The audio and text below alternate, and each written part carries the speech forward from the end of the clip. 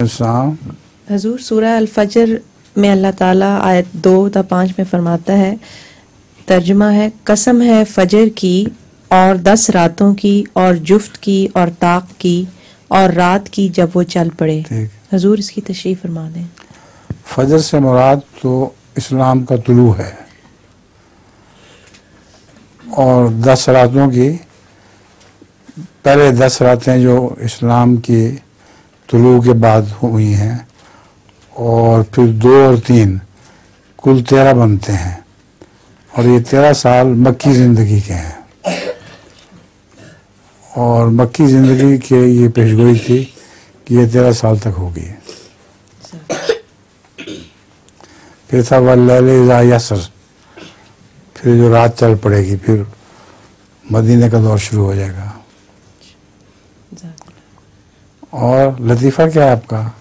ایک پاگل شخص ایک کنویں کے کنارے بیٹھا ہوتا ہے اور ایک ہی لفظ بار بار کہتا جاتا ہے 25 25 25 25۔ ایک آدمی وہاں سے گزر رہا تھا، اس نے اس کو دیکھا کہ یہ ایک ہی لفظ بار بار کہہ رہا ہے، اس کے پاس آیا، کہتا کہ تم 25 کے بعد تمہیں پتہ نہیں ہے 26 آتا ہے، تم 26 کیوں نہیں کہتے؟ وہ اسے کہتا ہے میرے قریب آؤ۔ جب اس کے قریب جاتا ہے اسے کنویں میں دھکا دے کے کہتا ہے 26 26 26۔ ہاں جی۔